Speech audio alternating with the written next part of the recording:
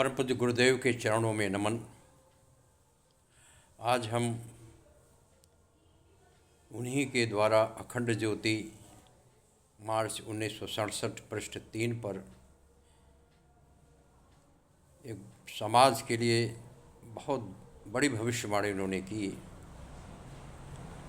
और यही आपके सामने मैं रखने जा रहा हूँ। भूल तो सुधारनी ही पड़ेगी।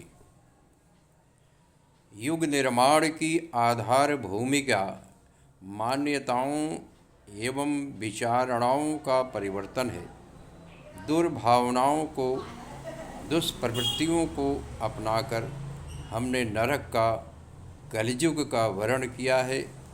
इस ढर्रे को बदलकर जब सद्भावनाओं का, सत्प्रवृत्तियों का मार्ग अपनाया जाएगा तो कोई कारण नहीं है कि स्वर्ग का, सतयुग का वरदान उपलब्ध न किया जा सके। मनुष्य अपने भाग्य का निर्माता स्वयं है। भगवान ने वह सुविधा और स्वतंत्रता उसे दी है जिसके अनुसार वह इच्छानुसार मार्ग का अवलंबन लेकर कड़वे मीठे फल चखने का अनुभव ले सके।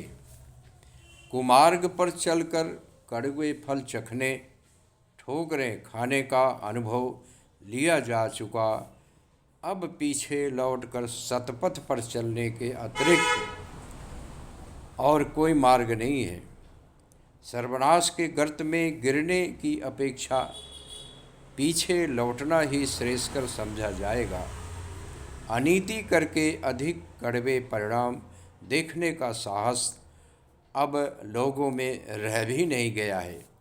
इसलिए भूल तो सुधारनी ही पड़ेगी, पीछे तो हटना ही होगा, राह तो बदलनी ही होगी।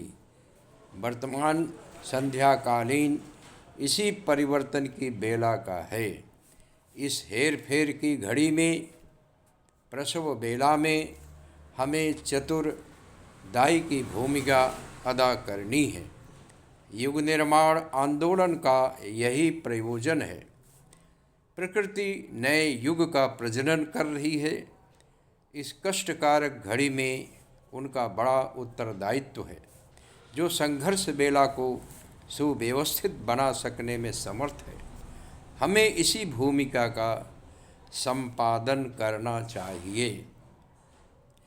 ये गुरुदेव जी ने जो लिखा है, ये हम पाक्षिक प्रज्ञा अभियान में प्रकाशित उनके अंश हैं जो हम आपके लिए लाए हैं, जो 16 फरवरी 2025 प्रज्ञा अभियान में प्रकाशित हुआ है।